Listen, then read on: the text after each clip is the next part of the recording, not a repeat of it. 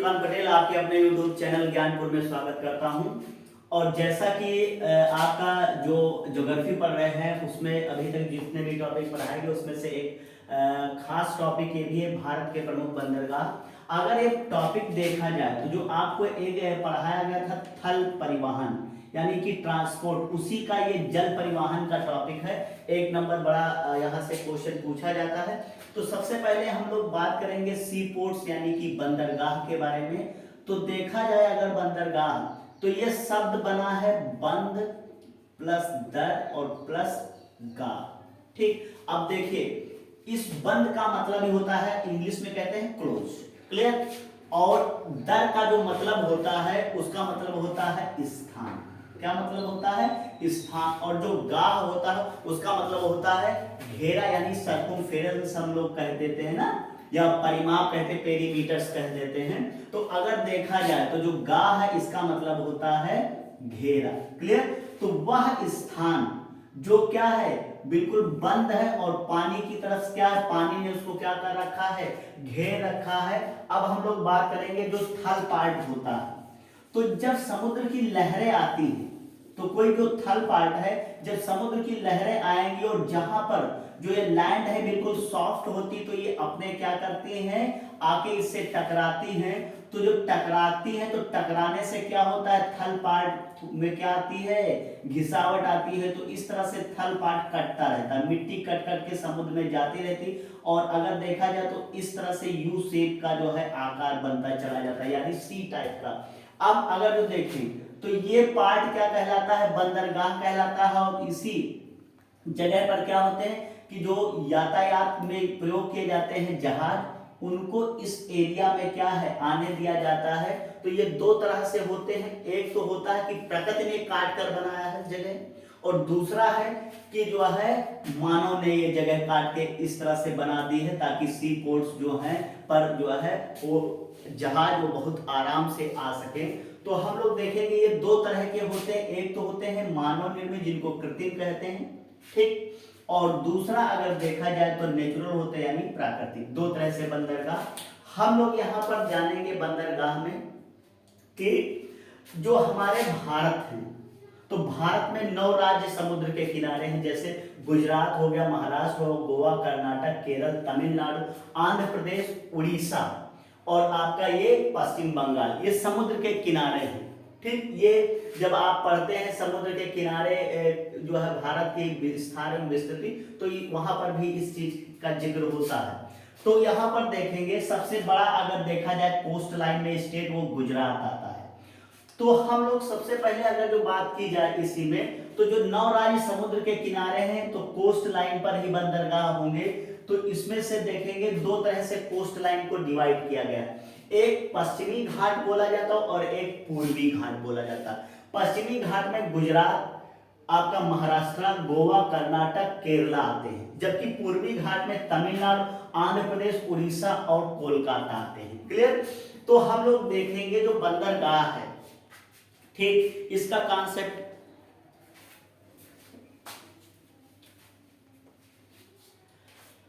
इसके लिए हम लोग देखेंगे कि अभी जो है सबसे पहले जब देश आजाद हो गया तो क्या किया गया कि जो है बंदरगाह ट्रस्ट अधिनियम 1963 में बंदरगाह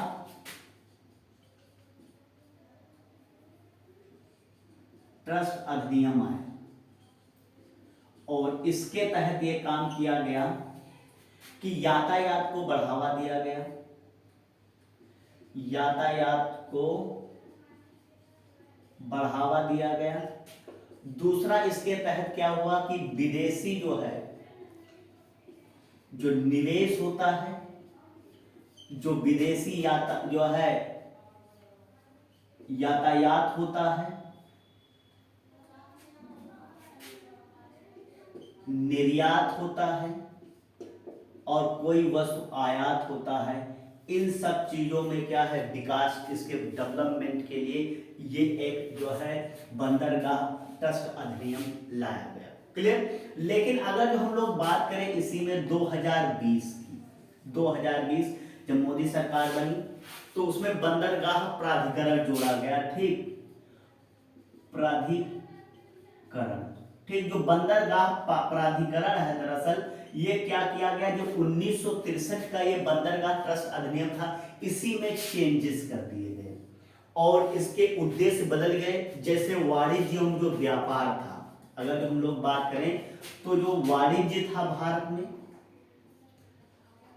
और व्यापार, ठीक, इसके जो है ढांचे को बहुत मजबूती दी गई और इसको बढ़ावा दिया गया ताकि जो है इंडियन जो ट्रेडिंग है वो विश्व लेवल पर अगर देखा जाए वर्ल्ड में सबसे हाईएस्ट पीक पॉइंट पर पहुंचाई जा सके, ताकि भारत भी ट्रेडिंग के मामले में अपना कुछ स्थान बना सके। जब WTO जो रहता है वर्ल्ड ट्रेड ऑर्गेनाइजेशन है, उसमें भारत का जो प्रतिनिधित्व थोड़ा बढ़े, ठीक। इसी वजह से प्रमुख बंदरगाहों के जो संस्थागत फ्रेमवर्क था उसका आधुनिकीकरण कर दिया गया, यानी कि मॉडर्नाइजेशन कर दिया गया। इसमें साइंस एंड टेक्नोलॉजी को और बढ़ावा दिया गया, ठीक। और इसके बाद जो प्रमुख बंदरगाह थे, ठीक, उसके गवर्नेंस को विकसित करने के लिए क्या किया गया, ये जो है 2020 प्राधिकरण लाया गया। क्लियर है। अब देखेंगे हम लोग जो बंदरगाह है, तो जो भारत में बंदरगाह देखा जाए तो दो तरह से हम लोग पढ़ेंगे। अगर देखा जाए कुल मिला के हम लोग बात करें बंदरगाह की, तो भारत में कितने 200 बंदरगाह हैं। कितने बंदरगाह हैं? 200 बंदरगाह हैं भारत में। क्लियर। उसमें से अगर जो हम लोग बात करें जो गुजरात है, इसमें 40 बंदरगाह हैं। कितने बंदरगाह हैं? 40 बंदरगाह हैं। अगर जो बात करें, ठीक, महाराष्ट्र, इसमें 53 बंदरगाह हैं। कर्नाटका में 10 बंदरगाह हैं। गोवा में 5 बंदरगाह हैं, ठीक। केरला में 17 बंदरगाह हैं। तमिलनाडु की बात करें 15 बंदरगाह हैं और आंध्र प्रदेश की बात करें 12 बंदरगाह हैं और 13 जो बंदरगाह हैं आपके उड़ीसा में हैं और 2 बंदरगाह आपके पश्चिम बंगाल में। जबकि बात हम लोग कहां करें, दमन एंड दीव की, जो दमन एंड दीव है यहां पर 2 बंदरगाह हैं। क्लियर। अगला अगर हम लोग बात करें लक्षद्वीप, ठीक, लक्षद्वीप यहां पर भी कितने हैं, 10 बंदरगाह हैं। इसके बाद पुदुचेरी, पुदुचेरी, ठीक, यहां पर भी कितने बंदरगाह हैं, 2।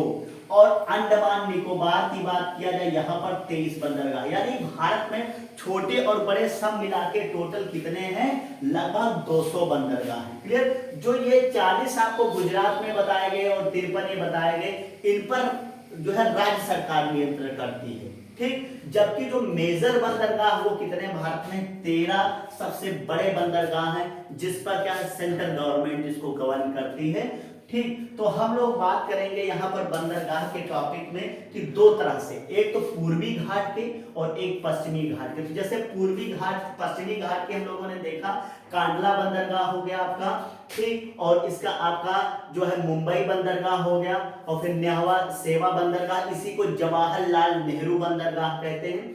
और जो है मर्मो गोवा, ठीक, न्यू मंगलोर और कोचीन बंदरगाह। क्लियर है बात। तो ये कहां के, पश्चिमी घाट के।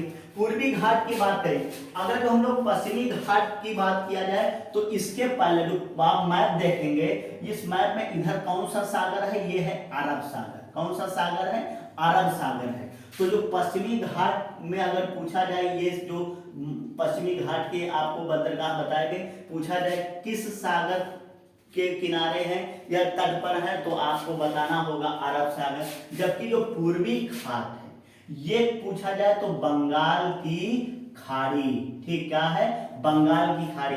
और पूर्वी घाट के तूतीकोरिन, चेन्नई बंदरगाह, एनोर बंदरगाह, विशाखापत्तनम बंदरगाह, पारादीप, हल्दिया और कोची, ये बंदरगाह है। क्लियर। आप देखिए क्वेश्चन क्या बनता है, आपसे पूछा जाएगा कि बताइए निम्नलिखित में से कौन सा बंदरगाह पूर्वी घाट का है।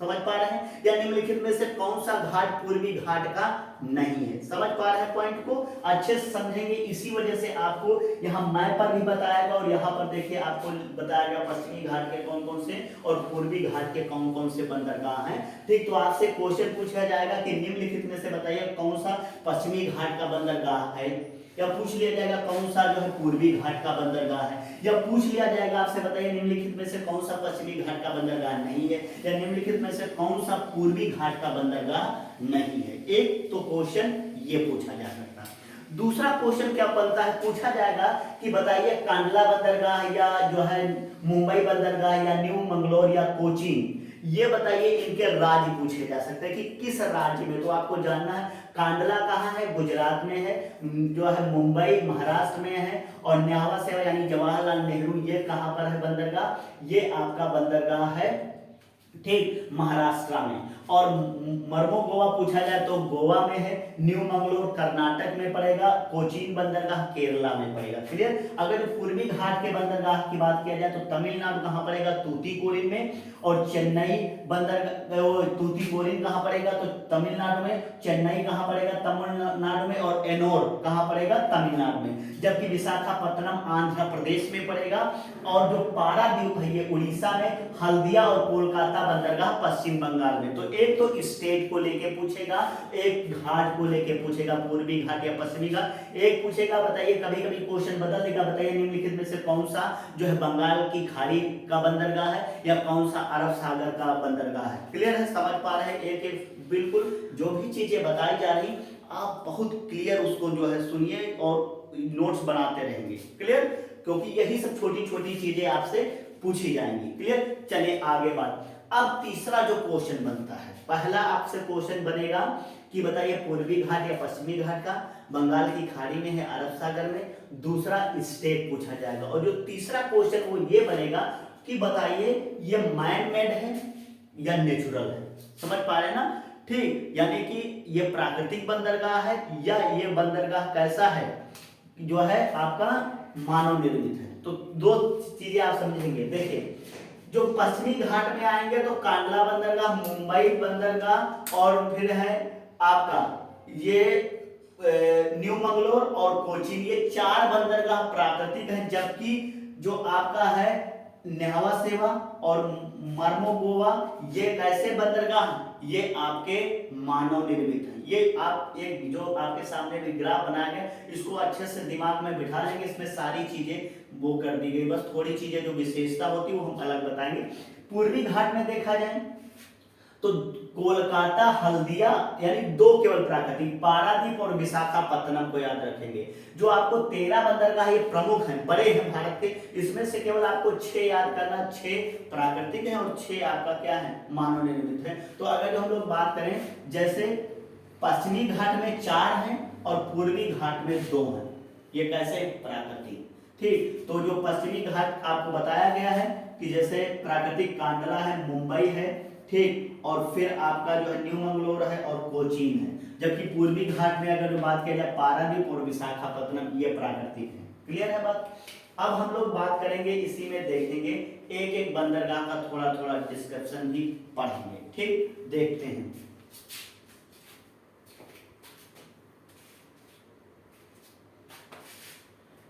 तो जो यहां से 3 तरह के क्वेश्चन पूछे गए हैं, बनते हैं पेपर में, वो आपको बता दिए गए हैं। अब जो चौथा क्वेश्चन बनता है वो विशेषता को लेके बनता है, ठीक। देखेंगे सबसे पहले एक एक बंदरगाह को लेके जो है नाम उठाते। सबसे पहले यहाँ पश्चिमी घाट को लेके चलेंगे और कांडला बंदरगाह के बारे में चलेंगे, ठीक। सबसे पहले अगर जो हम लोग बात करें कांडला बंदरगाह, तो अगर जो हम लोग देखें तो जो ये गुजरात आपका राज्य है, इसके बाद आपका जो है देखेंगे इधर पार्ट, ठीक। तो ये अटैच करता है पाकिस्तान से। क्लियर। तो सबसे पहले अगर हम लोग बात करें तो यहाँ पाकिस्तान में जो अब कराची शहर है, कराची शहर, तो गुलामी से पहले बात किया जाए पाकिस्तान और भारत पूरा एक ही था। इसके बाद 1947 में क्या हुआ, भारत आजाद हुआ। तो जब 1947 में भारत आजाद हुआ और 1947 में ही भारत और पाकिस्तान 2 अलग अलग देश बन गए। तो जो कराची बंदरगाह था ये बंदरगाह कहाँ चला गया, पाकिस्तान में। अब भाई वो दूसरे देश का हो, और अगर देखा जाए उस समय सबसे बड़ा कोई बंदरगाह था या कोई फेमस था वो था कराची। अब भारत के सामने मजबूरी आ गई उसको भी अपना कोई ना कोई बंदरगाह तलाशना, क्योंकि वो भाई अपने बंदरगाह से क्यों सामान जो है आपको लाने ले जाने दे। क्लियर। और लाने ले जाने भी देगा तो उसके लिए कस्टम ड्यूटी देना पड़ता। तो भारत की अगर जो देखा जाए इकोनॉमी क्या है, ज्यादा यहाँ से डाउन होती और पाकिस्तान की इकोनॉमी ग्रोथ करती, क्योंकि यहाँ हम लोग क्या है बदले में उसको कस्टम ड्यूटी देते। इस वजह से क्या किया गया कि 1947 में जब ये कराची चला गया पाकिस्तान में, तो 1947 में एक बंदरगाह जो है ये है आपका कांडला बंदरगाह। क्लियर। तो जो कांडला बंदरगाह है ये 1947 में अगर देखा जाए 1947 में इसका जो है क्या किया गया, ये प्राकृतिक बंदरगाह था, तो इस प्लेस को चूज किया गया और भारत सरकार के द्वारा बंदरगाह के रूप में इसको मान्यता दी गई। आगे हम लोग बात करेंगे। तो ये कहाँ पर पड़ता है, गुजरात में आपसे पूछा जाए। और गुजरात में अगर देखा जाए तो जो ये इसका पश्चिमी पार्ट है भारत का, ये अरब सागर, और इसी अरब सागर में पड़ता है आपका कच्छ का रण। क्या पड़ता है, कच्छ का रण। तो उसका पड़ोसी हो जाएगा पानी वाला भाग, तो उसको कहेंगे कच्छ की खाड़ी। तो ये गुजरात में कहां पर पड़ेगा, कच्छ की खाड़ी। क्लियर है बात। अब अगर देखा जाए जो ये वाला पार्ट है, यहाँ पर एरिया कम है, तो ऐसे में क्या होता था कि जब यहाँ पर पानी हमेशा क्या ऐसा राउंड राउंड घुमा करता, और जब टाइडल वाली व्यवस्था यहाँ रहता है कि जब सूर्य चंद्रमा, तो यहाँ पर क्या है टाइड आते हैं, ज्वार आते हैं, इसी वजह से यहाँ का पानी बड़ी देर राउंड करके ऊपर उठता है।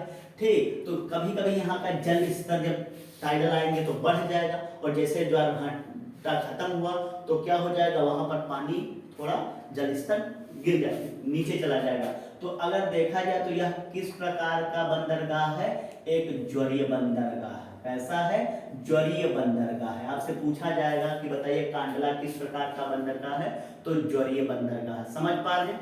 अब हम लोग बात करेंगे 2017 की बात है, 2017, और जो है जब मोदी सरकार बनी तो उसने क्या किया, इसका नाम बदल दिया और पंडित दीनदयाल उपाध्याय कर दिया। क्या कर दिया, पंडित दीन दयाल उपाध्याय। ठीक, तो अगर जो आपसे पूछा जाए कि बताइए कांडला बंदरगाह को अब किस नाम से जाना जाता है, तो आपका आंसर क्या हो जाएगा, ठीक वो हो जाएगा, ठीक जो है पंडित दीनदयाल उपाध्याय।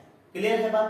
अगर देखा जाए आयात और निर्यात के मामले में ये जो पूरे भारत का जो यहाँ से होता है, तो ये इसका कंट्रीब्यूशन कितना है, 16% का है। कितना परसेंट का है, 16% का है। क्लियर है।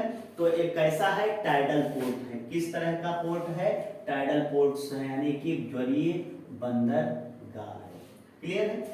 चलिए आगे हम लोग बात करेंगे। चूंकि अब ये ज्वरीय बंदरगाह था, इसके बाद हम लोग देखेंगे तो दूसरा यहाँ पर आएंगे जो अरब सागर में ही, तो आपको पड़ेगा मुंबई बंदरगाह। मुंबई बंदरगाह। क्लियर है। तो मुंबई बंदरगाह के बारे में आपको ये जानना है। ठीक, अगर देखा जाए तो जो इसका एरिया है, पहली बात तो जानेंगे तो 400 किलोमीटर स्क्वायर। क्लियर है। तो जो है 400 स्क्वायर किलोमीटर का ये इसका एरिया है। और किस प्रकार का बंदरगाह, हाँ टाइडल एक ऐसा था प्राकृतिक बंदरगाह है। अगर कांडला कैसा था ये, तो जो ज्वरीय बंदरगाह कांडला है कैसा है, प्राकृतिक है। तो ये भी किस प्रकार का बंदरगाह है, प्राकृतिक बंदरगाह है। क्लियर है। अब देखेंगे इसका एरिया सबसे ज्यादा है भारत में, तो यह भारत का सबसे बड़ा, भारत का सबसे बड़ा, भारत का सबसे बड़ा बंदरगाह है। ठीक, एरिया में। एक बात अगर देखा जाए, चूंकि ये कैसा है, प्राकृतिक है, तो पूछा जाता है, और भारत में और जो है प्राकृतिक है, तो पूछा जाता है कि बताइए भारत का, कभी कभी वो पूछेगा प्राकृतिक सबसे बड़ा बंदरगाह कौन सा हो जाएगा, तभी आपका आंसर क्या हो जाएगा, यही। तीसरा टाइप इसको लेके क्वेश्चन पूछेगा कि बताइए अरब सागर या पश्चिमी घाट का सबसे बड़ा बंदरगाह कौन सा है, तभी आपका आंसर क्या हो जाएगा, मुंबई बंदरगाह हो जाएगा। क्लियर है बात।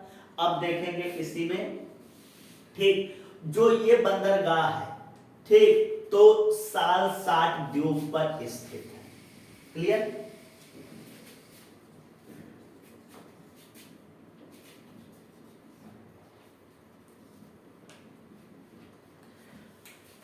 अभी आपको बताया गया भारत का सबसे बड़ा, या अरब सागर का सबसे बड़ा, या आपसे पूछा जाएगा पश्चिमी घाट का, पश्चिमी घाट का सबसे बड़ा बंदरगाह, तो आपका आंसर क्या हो जाएगा? मुंबई। अगर जो आपसे पूछा जाए तो क्या है, किस द्वीप पर, तो साल 60 द्वीप पर है। ठीक है, जब समुद्र का किनारा जाएंगे तो वो पूरा क्या है, थोड़ा एरिया कटा फटा रहता है। कहीं आप देखेंगे कि समुद्र के चारों तरफ पानी है, तो इस तरह से छोटे छोटे इसी समुद्र के कोस्ट लाइन पर द्वीप टाइप की संरचना, तो वही साल 60 द्वीप है। तो साल 60 द्वीप पर स्थित है, द्वीप पर स्थित है। क्लियर है बात? ठीक, अगर देखा जाए ओवरऑल पूरे भारत की बात किया जाए तो यहाँ से 20% का कारोबार होता है। कितना परसेंट होता है? कारोबार 20% ही अकेले कारोबार करता है, जबकि कांडला कितना करता था? 16 करता था। क्लियर है? अब देखेंगे, जब आप किसी पोर्ट पर जाएंगे तो देखेंगे जैसे समुद्र का किनारा है इस तरह से, तो वहां पर भी रहता है कि जहां पर पोर्ट आके जो है खड़े होते हैं उसको जो है अगर देखा जाए तो कहते हैं हिंटरलैंड। क्या कहते हैं? हिंटरलैंड। क्लियर? जहां पर पोर्ट पर आके जहाज रुकता है जिस स्थान पर, उसको क्या कहा जाता है? हिंटरलैंड कहते हैं। क्या कहते हैं? हिंटरलैंड्स कहा जाता है। समझ पा रहे हैं? तो ये कितने पार्ट, कितने हिंटरलैंड्स में बटा हुआ है, यानी कि इसमें जो प्लेस है वो 3 जगह पे आके जो है जहाज खड़े हो सकते हैं। वो कौन कौन से पार्ट हैं? तो अगर देखा जाए इसको 3 पार्ट्स में डिवाइड किया गया। पहला कौन सा है? तो इसको कहते हैं विक्टोरिया। क्या कहा जाता है? विक्टोरिया। चूंकि बात है ये जब अंग्रेज थे तो अंग्रेजों ने जो है अपने महारानी या अपने देश के किसी फेमस व्यक्ति के नाम पर जगहों को जो है नामकरण किया करते थे, वैसे ही तो ये विक्टोरिया एक पार्ट हो गया जहां पर जहाज खड़ा होता। दूसरा हो गया प्रिंस। दूसरा क्या हो गया? प्रिंस हो गया। और तीसरा जो है, तीसरा इंदिरा हो गया। कौन सा हो गया? इंदिरा। तो ये 3 इसमें प्लेसेस हैं जिनको अलग अलग जहां पर जहाज खड़ते हैं, तो हिंटरलैंड्स। उन 3 हिंटरलैंड्स के नाम कौन कौन से? Victoria, Prince, Indira. क्लियर है बात? अब हम लोग बात करेंगे, देखेंगे यहां से नेक्स्ट। तो सबसे बड़ा बंदरगाह कौन सा हो गया आपका? मुंबई। तो हम लोगों ने कांडला बंदरगाह के बारे में सीखा और जो है मुंबई बंदरगाह के बारे में सीखा। अब देखेंगे तीसरा है न्हावा सेवा। कौन सा है? न्हावा सेवा। ये समझेंगे। इसी का को कहा जाता है जवाहरलाल नेहरू। ठीक, क्या कहते हैं? इसी का नाम क्या रखा गया है? जवाहरलाल नेहरू बंदरगाह कहते हैं। देखेंगे ये जो बंदरगाह है ये कैसा है? कृत्रिम है, मानव निर्मित है। अगर जो हम लोग बात करें, जो ये आपका मुंबई बंदरगाह था, इस पर भी जो है क्या रहता था कि बहुत ज्यादा प्रेशर था, दबाव था। क्लियर है? बहुत ही जहाज आते थे, तो कोई एक जहाज है उसको खाली होने में टाइम लगता है। क्लियर? क्योंकि जो जहाज जो होते हैं ये डायरेक्ट पूरे थल पर तो पहुंच नहीं पाते। ये तो बड़े बड़े जहाज जाके पानी में ही खड़े हो जाएंगे और लगभग जो है जहां पर इनका प्लेस होता 15 मीटर गहरा, इतने प्लेस से आगे जब थोड़ा बढ़ेंगे तो जैसे जैसे जमीन आती रहेगी तो आगे नहीं बढ़ सकते। तो फिर जहाज से जो है छोटी छोटी नाव में सामान उतारा जाता और इसके बाद इनको जो है समुद्र के बिल्कुल किनारे, फिर वहां से जो है गाड़ी वगैरह पर फिर डिलीवर किया जाता है। और वहां का सामान जो हमको बाहर निर्यात करना होता है, ठीक, वो सब चीजें क्या की जाती हैं? इसी सामान पर भर के फिर छोटी नाव की इस तरह से प्रोसेस चलता रहता है। तो अगर बात किया जाए तो इस दबाव को, इसकी जो है जो इसका बिजी शेड्यूल था उसको थोड़ा क्या इजी करने के लिए क्या किया गया? ठीक, कि इसका निर्माण किया गया। तो जो न्हावा सेवा है इसका निर्माण जो है मुंबई बंदरगाह पर जो है भारी भरकम लोड को कम करने के लिए क्या किया गया? तो आपने पढ़ा होगा महाराष्ट्र में अजंता एलोरा गुफाएं पड़ी। ऐसे यहाँ पर देखा जाए तो जो ये है महाराष्ट्र, किसी में पड़ता है समुद्र में एलिफेंटा। क्या पड़ता है? एलिफेंटा, एलिफेंटा की गुफाएं। तो जो एलिफेंटा द्वीप है इस पर स्थित है, समझ पा रहे हैं। और जो है इसका काम क्या है, ठीक, तो इसका काम है मुंबई के जो है कम करना। ये पेट्रोलियम गैसेस और इन सब का ये भी क्या करता है, जो है यहाँ से आयात और निर्यात होता है, ठीक। अब हम लोग बात करेंगे, देखेंगे नेक्स्ट है आपका मोर्मोगोवा। क्लियर। जो मोर्मोगोवा है, तो मोर्मोगोवा कहाँ पर स्थित है। हाँ, नयाव की बात किया जाए तो ये कैसा है, अगर जो देखा है नहवा सेवा की बात किया जाए या जवाहरलाल, तो ये कैसा है, कृत्रिम बंदरगाह है कहाँ पर, महाराष्ट्र में। ये बात याद रखेंगे, ठीक। और पूर्वी पश्चिमी घाट और अरब सागर वो तो सब कॉमन पॉइंट हो गया।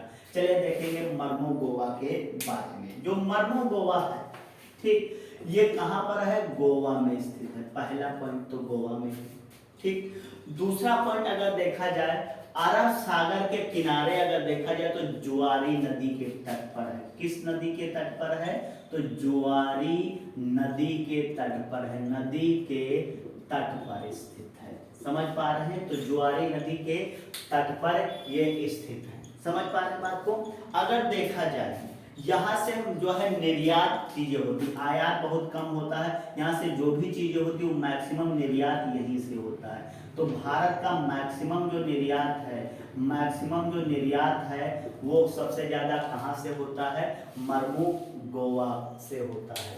क्लियर है बात। और ये भी क्या है, इसी मुंबई और नहवा सेवा को के जो है भार को कम करने के लिए इसको भी क्या किया गया है, इसका जो है निर्माण किया गया है। क्लियर है। और ये भी कैसा है, एक कृत्रिम है। कैसा है, तो मानव निर्मित बंदरगाह है। क्लियर। ये सारी चीज थी। अगला हम लोग बात करेंगे जो न्यू मंगलोर है।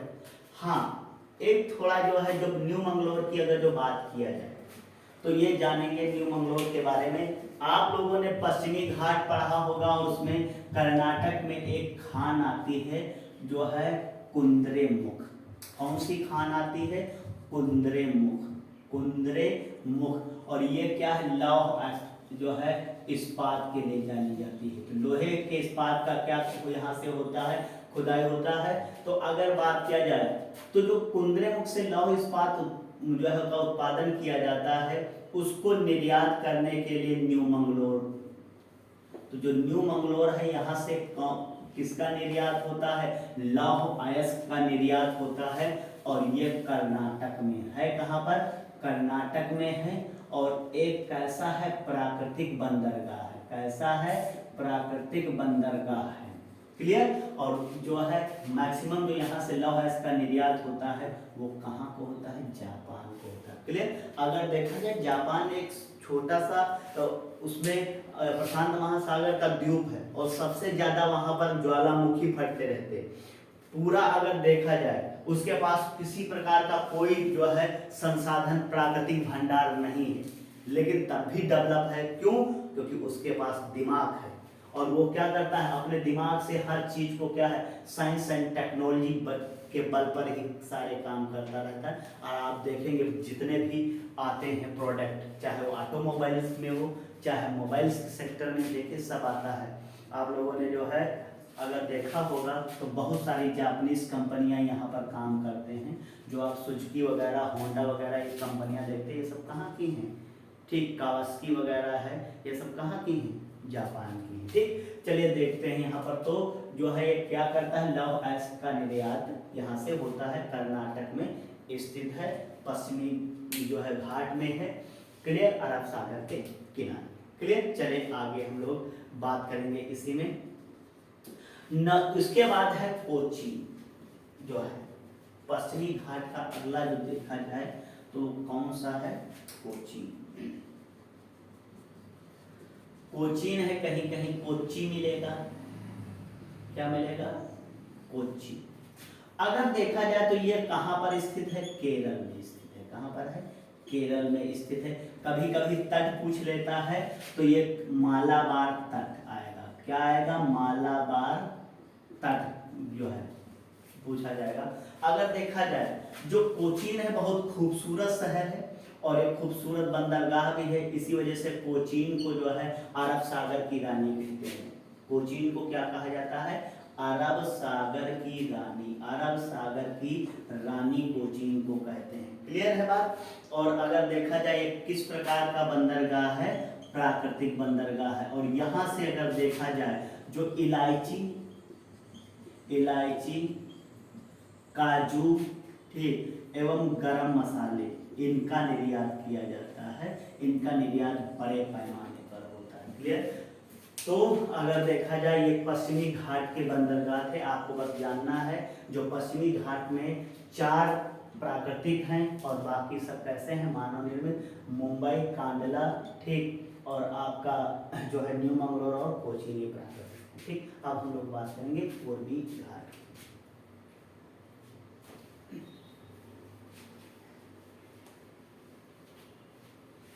जो पूर्वी घाट में है तो सबसे पहले अगर हम लोग बात करेंगे, ठीक, तो ये है आपका कोलकाता।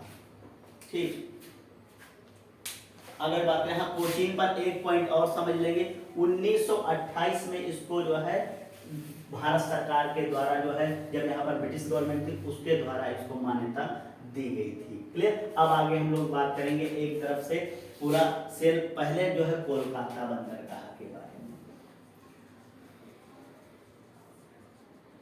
जो कोलकाता बंदरगाह है, अगर देखा जाए ये कैसा बंदरगाह है, तो हम लोग बात करेंगे मानव निर्मित यानी कि कृत्रिम बंदरगाह। कृत्रिम बंदरगाह है। क्योंकि ये किस नदी के किनारे है? तो हुगली नदी के किनारे है। किस नदी के किनारे है? हुगली नदी के किनारे बनाया गया। सारे बंदरगाह समुद्र के किनारे और ये नदी के किनारे, इसलिए यह एक कैसा है? नदी बंदरगाह है। क्या कहेंगे? कैसा है? नदी बंदरगाह। क्लियर? और अगर देखा जाए जो अभी आपको बताया गया था कि ये पश्चिम बंगाल में कहाँ पर है? अगर देखा जाए तो पश्चिम बंगाल में ये पड़ेगा। और जो कोलकाता है, अभी आपको एक पॉइंट बताया गया था, ठीक, हिंटरलैंड। क्या बताया गया था? हिंटरलैंड्स बताया गया था, यानी जहां पर जहाज खड़े होते हैं वहां पर। तो सबसे अधिक जो हिंटरलैंड किसके पास है? इसी कोलकाता बंदरगाह। तो हिंटरलैंड सबसे अधिक किसकी है? सबसे अधिक क्षेत्रफल में हिंटरलैंड किसके पास है? तो वो है आपका कोलकाता के पास है। क्लियर? और यह एक नदी बंदरगाह है। तो हम लोग जब बात करते हैं नदी बंदरगाह में, तो यह दूसरा सबसे बड़ा बंदरगाह है। अगर देखा जाए कृत्रिम की अगर जो बात किया जाएगा तो दूसरा सबसे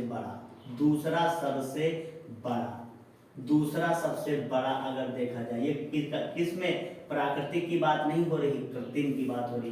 कृत्रिम में अगर देखा जाए तो दूसरा सबसे बड़ा बंदरगाह है। क्लियर है? पहला कौन सा हो जाएगा कृत्रिम में? भारत का सबसे बड़ा, वो हो जाएगा चेन्नई। क्लियर है? तो दूसरा सबसे बड़ा बंदरगाह कौन सा है? ये आपका, ठीक, इसी में अगर जो हिंटरलैंड्स है जहां पर जहाज खड़े होते हैं, वो है आपका डायमंड हार्बर। क्या है? हार्बर का मतलब भी होता है पोताश्रय, यानी कि जहां पर जहाज खड़े किए जाते हैं, जहां पर वह स्थान, जहाज रखने का स्थान जो है हार्बर कहलाता। तो आपको एक पॉइंट जानना है, कभी कभी आता है, ठीक, जो है ये पर्ल हार्बर।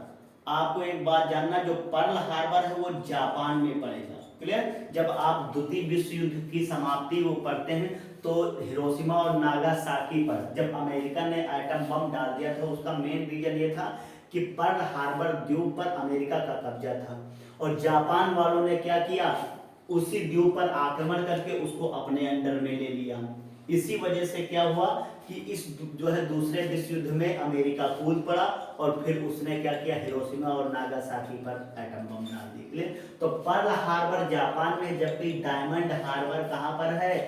तो ये आपका वेस्ट बंगाल में है। क्लियर है? और अगर जो डायमंड हार्बर की बात की जाए, यहीं पे सबसे पहले जो है अगर देखा जाए कृत्रिम टेलीग्राम यानी कि इलेक्ट्रिक टेलीग्राम यानी कि व्यवस्था की बात की गई। तो विद्युत जो तार है आपका, ठीक, उस जो है वो कहाँ पर सबसे पहले जो है ये व्यवस्था हुई? तो डायमंड हार्बर। क्लियर? तो अगर टेलीग्राम सबसे पहले शुरू किया गया था आगरा से कलकत्ता, और पहला कहाँ से शुरू किया गया था? अहमदाबाद। ठीक, चलिए बातें किसके बारे में थी? कोलकाता के बारे में। कृत्रिम बंदरगाह है, एक नदी बंदरगाह है, ये सारी चीजें हैं। क्लियर? और अगर देखा जाए 1870 में जो है पहले क्या किया, जैसे ही जब कब्जा हुआ 1833 में, ईस्ट इंडिया कंपनी क्या है, किसकी तरफ शिफ्ट हो गई? बंगाल की तरफ। उसका पूरा फोकस बंगाल, क्योंकि उस समय अगर देखा जाए तो जैसे आज भारत में मुंबई और इधर सूरत वगैरह ये बात किया जाए तो ये बहुत बड़े इंडस्ट्रियल एरिया और इकोनॉमिकल पॉइंट ऑफ से बहुत रिच है, अमीर है। तो अगर देखा जाए तो मुंबई क्या है, सबसे माला माल बंदरगाह है, बहुत पैसा है, बहुत रिच है। ऐसे उस समय का क्या हुआ करता था, कोलकाता पूरा जो प्रेसिडेंसी बनी वो इसी के लिए, क्योंकि यहाँ पर गंगा यमुना नदियां बहती थी, बहुत बड़े पैमाने पर खेती होती थी। ठीक, नदियों में पानी हमेशा साल भर रहता था, ये एवरग्रीन है, कभी सूखती नहीं गंगा। इसी वजह से, और उस समय इकोनॉमी का मेन एक सोर्सेस था एग्रीकल्चर, इसी वजह से इधर डिपेंड हुआ। अब जो यहाँ से धान गेहूं ये जो इकट्ठा हो रहा बड़े पैमाने पर कैसे पहुंचाया जाए ब्रिटेन को, इसी वजह से क्या किया गया कि जो है हल्दिया पड़ता है, हल्दिया से लेके और पूरा आपके इलाहाबाद तक एक जो है नेशनल वाटर वे की स्थापना की गई, और बड़े पैमाने पर जहाजों के द्वारा इसी जो है बंदरगाह तक पहुंचा दिया जाता था माल। उसके बाद वो जहाज के थ्रू बड़े जहाजों में लद के और फिर पहुंच गया ब्रिटेन। क्लियर? तो अगर देखा जाए जो ये बंदरगाह है ये वायु मार्ग के लिए विश्व में जो है पूरा फेमस है। क्लियर? यहीं से पूरे विश्व पर क्या किया जा सकता है, निर्यात होता रहता है। क्लियर? तो अगर हम लोग बात करें तो 1970 में इसको क्या किया गया है कि जो है ब्रिटिश गवर्नमेंट के द्वारा मान्यता दी गई। क्लियर? और गंगा जो ब्रह्मपुत्र घाटी, तो ये सामुदायिक द्वार कहा जाता है। दरअसल आप लोगों ने सेवन सिस्टर का नाम सुना होगा, यानी कि जितने भी असम से टच करते राज्य हैं, जैसे असम हो गया आपका, अरुणाचल प्रदेश हो गया, नागालैंड, मिजोरम, मणिपुर, ठीक, त्रिपुरा, मेघालय, ये सेवन सिस्टर्स में आता है। तो इसके द्वारा जो भारत में आयात और निर्यात होता है वो सब सेवन सिस्टर का जो कौन गवर्न करता है, यही कोलकाता बंदरगाह के द्वारा ही पूरा गवर्नेंस देखा जाता, यही पूरा उस एरिया में कब्जा किए हुए है, इसी पर प्रभाव है। अगर ये बंदरगाह ना होता तो इस क्षेत्रों में जो सेवन सिस्टर स्टेट है यहाँ पर आयात और निर्यात की बहुत बड़ी दिक्कत होती। क्लियर? इसी वजह से देखते हुए इसका जो है भारत सरकार के द्वारा जो मान्यता 1870 में जो है इसका उपयोग किया गया। ठीक, आगे बात हम लोग करेंगे इसी में। इस पर बहुत ज्यादा प्रेशर था, इसी वजह से इसको सपोर्ट करने के लिए क्या किया गया, हुगली नदी के किनारे ये भी हल्दिया बंदरगाह, और ये भी कैसा है बंदरगाह, तो ये वेस्ट बंगाल में है। और अगर देखा जाए किस प्रकार का बंदरगाह है, कृत्रिम बंदरगाह है। क्लियर? ये किसके जो है वर्कलोड को कम करने के लिए स्थापना किया गया था, तो कोलकाता को वर्कलोड को कम करने के लिए हल्दिया बंदरगाह की स्थापना की गई थी। क्लियर?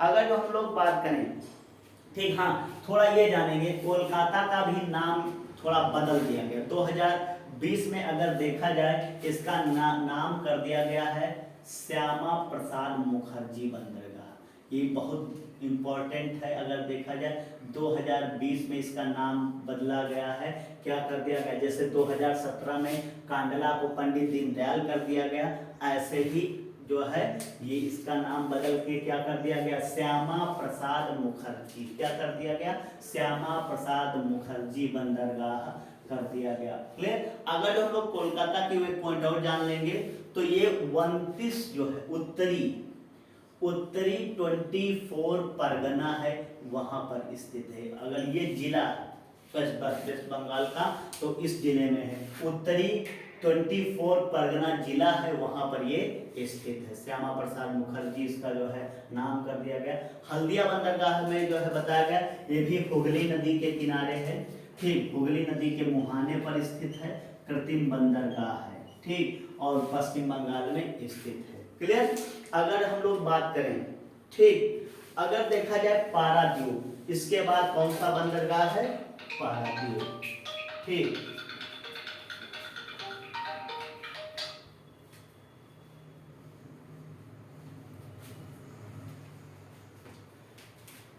नेक्स्ट बंदरगाह है आपका पारादीप। ठीक, जो हम लोग पारादीप बंदरगाह की बात करें तो आपको एक नदी बताई जाती है, महानदी, आप लोगों ने सुना होगा। सबसे पहले जान लेंगे ये कहाँ पर है, उड़ीसा में। और तो कॉमन फैक्ट आपके सामने रहेगा, पश्चिम ये पूर्वी घाट में है और बंगाल की खाड़ी के किनारे स्थित है। क्लियर। अगर देखा जाए और इसकी जो गहराई है ये कहाँ पर है, उड़ीसा में है, और इसकी गहराई जो है 15 मीटर है। कितने मीटर है, 15 मीटर है। दूसरी अगर हम लोग बात करें, जब आपको देखा है महानदी बताई जाती है, उड़ीसा का शोक किसको कहते हैं, महानदी को कहा जाता है। क्लियर। तो ये जो महानदी है, क्लियर, और जहां पहुंचता है समुद्र, यहाँ पर क्या है, जो संगम होता है जहां पर मिलती, इसी के संगम पर ये स्थित है। क्लियर। और अगर इसके बाद जो है वहीं से अगर देखा जाए शुरू हो जाते हैं चिल्का झीलों का सिलसिला, जैसे आपको बताया जाता है वो लैगून झील का सिलसिला, उसी में से उड़ीसा की एक सबसे बड़ी झील है चिल्का। क्लियर। तो हमको चिल्का से कोई लेना देना नहीं, जब यहाँ उड़ीसा क्षेत्र में लैगून झीलें ज्यादा, यानी समुद्र के किनारे खारे पानी की झीलों को क्या कहा जाता है, ठीक, लैगून कहा जाता है। क्लियर। जब समुद्र का पानी टकराता है थल से, इसके बाद जब रिफ्लेक्ट होता है तो अपने साथ जब वापस जाता है तो बहुत सा क्या करता है, मलबा बहा के लेके जाता है, और इसके बाद उसको क्या है, इसकी एक बाउंड्री टाइप से इसको क्या है जमा कर देता है। लेकिन क्या है, यहाँ पर झीलें बन जाती, वैसे ही समुद्र के किनारे खारे पानी की झील को लैगून। तो यह अगर देखा जाए तो किस प्रकार का जो है बंदरगाह है, ठीक, तो यह एक लैगून बंदरगाह है। क्लियर। क्या है, लैगून कहा जाएगा। क्लियर है बात। और उड़ीसा में स्थित है। क्लियर। आगे अगर देखा जाए जो थर्मल कोल का ये निर्यात करता है, जैसे आपको थर्मल पावर प्लांट लगते हैं तो थर्मल कोल जो होता है उसका निर्माण किया जाता है। आप लोगों ने उड़ीसा में अगर बात किया जाए या झारखंड की, जैसे सिंहभूम, बस्तर, ये सब जो होती है, जादूगोड़ा, ये सब चीजें जो है खाने बहुत सारी यहाँ की क्षेत्रों में है। जैसे ये आपका छोटा नागपुर पठार, तो यहाँ पर जो लौह आइसोरिया है इसका भी सप्लाई कौन करता है, निर्यात करता है, ये पारादीप बंदरगाह। और अगर पूछा जाए किस प्रकार का बंदरगाह है, तो जो पारादीप बंदरगाह है ये प्राकृतिक बंदरगाह है। ठीक, कैसा है, प्राकृतिक बंदरगाह है।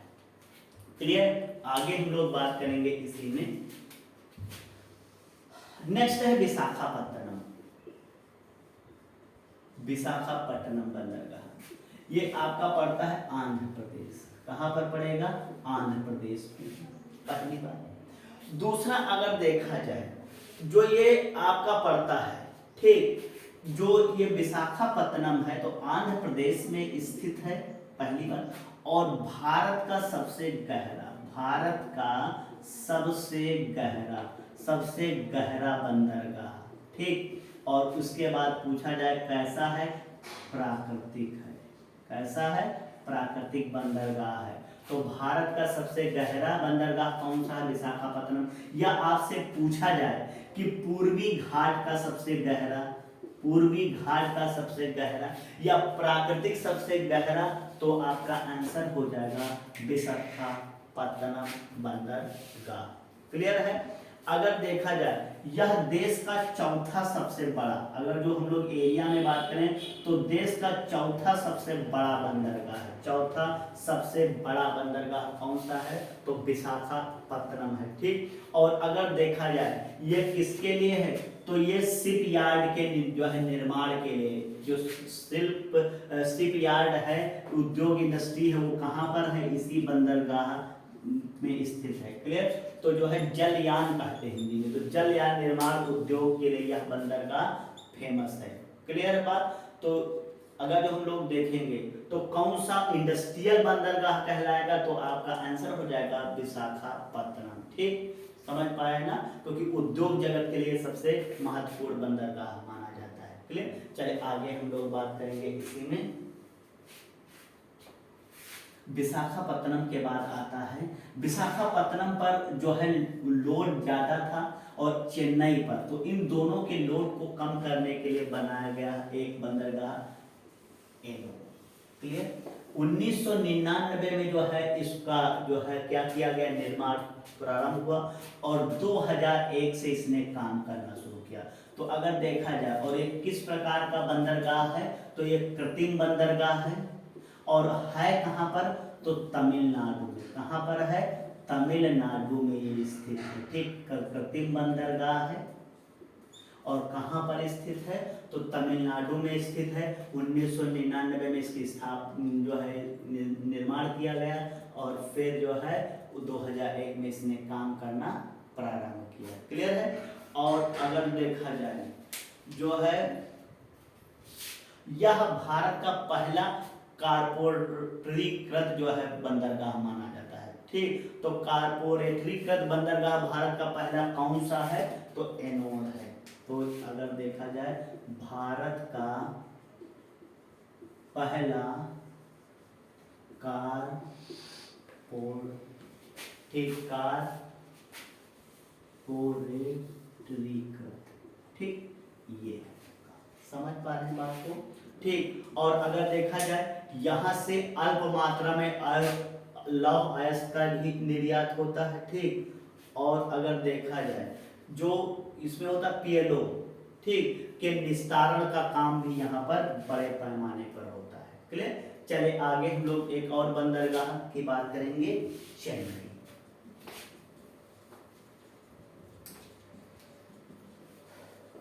चेन्नई बंदरगाह की अगर हम लोग बात करें, चेन्नई बंदरगाह, तो चेन्नई बंदरगाह की हम लोग बात करें, अगर जो हम लोग देखें तो किस प्रकार का ये बंदरगाह है। पहला तो कृत्रिम बंदरगाह, ठीक। दूसरा पॉइंट आपको ये जानना है कि ये स्थित कहाँ है, तमिलनाडु। और जो कॉमन फैक्ट तो आपको जानना है, बंगाल की खाड़ी और पूर्वी घाट पर स्थित है। क्लियर, ये तो बिल्कुल जो है। अगर देखा जाए जो 1881, ठीक, 1881 में यहाँ पर क्या है, इसका जो है क्या किया गया, जो है उद्घाटन किया, यानी वहां से इसने कार्य करना प्रारंभ किया। सबसे पहले अगर जो हम लोग बात करें चेन्नई की, तो भारत का जो है, भारत का सबसे बड़ा कृत्रिम बंदरगाह, अगर जो आपसे पूछा जाए भारत का सबसे बड़ा कृत्रिम बंदरगाह कौन सा है, आपका आंसर हो जाएगा चेन्नई। क्लियर। अब एक देखेंगे, अगर जो पूछा जाए कि पूर्वी घाट का सबसे बड़ा कृत्रिम बंदरगाह, क्या क्वेश्चन पूछा जाए आपसे, पूर्वी घाट का, पूर्वी घाट का सबसे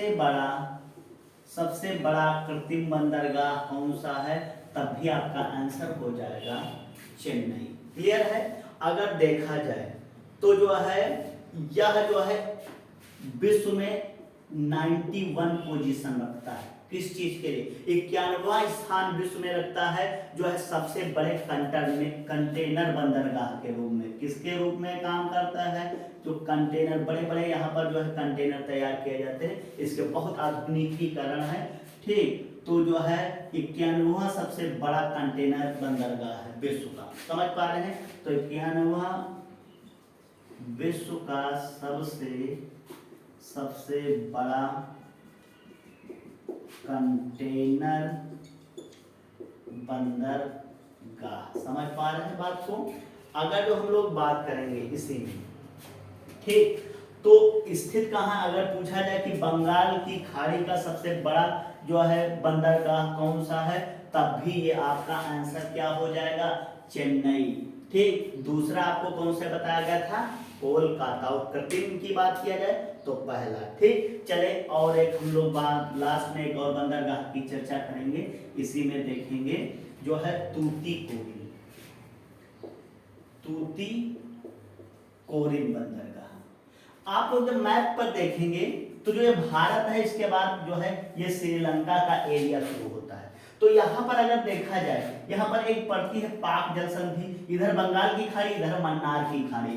तो ये अगर देखा जाए तो कहाँ पर पड़ेगा, मन्नार की खाड़ी में पड़ेगा। कहाँ पर पड़ेगा, मन्नार की खाड़ी में। अगर जो पूछा जाए राज्य कौन सा, कहाँ किस राज्य में है भारत के, तो आपका आंसर हो जाएगा तमिलनाडु। क्या हो जाएगा, तमिलनाडु में स्थित। अब एक पॉइंट ये जानना जरूरी है कि जो ये तूतीकोरिन बंदरगाह है इसका निर्माण क्यों किया गया था, तो ये भी चेन्नई पर जो है बढ़ते लोड को कम करने के लिए, जैसे एनोर का जो है निर्माण किया गया था, ऐसे तूतीकोरिन का भी किया गया था निर्माण। और ये कैसा है, ये भी मानव निर्मित है, कृत्रिम बंदरगाह है। कैसा है, कृत्रिम बंदरगाह है। क्लियर है। अब हम लोग देखेंगे, अगर देखा जाए जो है इसका उद्घाटन जो है 1974 में, ये काम कब से कब ये शुरू किया गया, तो 1974 में इसका उद्घाटन किया गया और वहीं से इसने काम करना शुरू किया। तूतीकोरिन का अगर जो बात किया जाए 2011 की, ठीक, तो 2000 जो है 11 में इसका नाम बदल दिया गया। कभी कभी तूतीकोरिन नहीं पड़ता है, इसका जो है चिदंबर नार पड़ता है नाम। इसका क्या है, इसका नाम है BO।